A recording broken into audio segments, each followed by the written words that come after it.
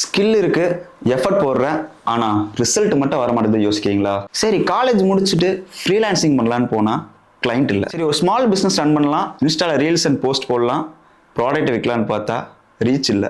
College ஸ்டூடெண்ட்டுக்கு என்ன skill learn பண்ணணும்னு தெரியல, ஃப்ரீலான்சருக்கு எப்படி கிளைண்ட் எடுக்கணும்னு தெரியல, ஸ்மால் பிசினஸ் ஓனருக்கு எப்படி ஆட் ரன் பண்ணணும்னு தெரியல, அப்படி ஆடே ரன் பண்ணாலும் எப்படி ஈஸியா லீட்ஸ் எடுக்கணும்னு தெரியல. உண்மை என்னன்னு தெரியுங்களா? அது உங்க ப்ராப்ளம் இல்லை.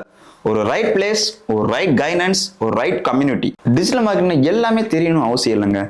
ரெண்டு ஸ்கில், அதை மாஸ்டரிங் பண்ணிட்டு right practice, right guidance, right community இருந்தா மட்டும் போதுங்க. ஸ்மால் பிசினஸ் ஓனருக்கு எப்படி லீட் எடுக்கணும்னு தெரியல, ஃப்ரீலான்சருக்கு எப்படி கிளைண்ட் எடுக்கணும்னு தெரியல, காலேஜ் ஸ்டூடெண்ட்ஸ்க்கு எங்க கத்துக்கணும்னு தெரியல. அதுக்கு தான் நம்ம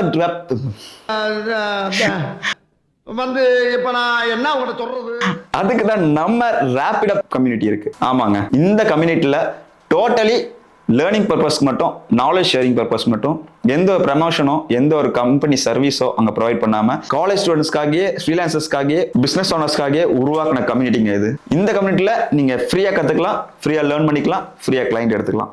அந்த கம்யூனிட்டியில இன்டர்ன்ஷிப், ஜாப் எல்லாமே போஸ்ட் பண்ணுவோம். மறக்காம ஃபாலோ பண்ணிக்காங்க. என்ன அப்புறம் பார்க்கலாமா?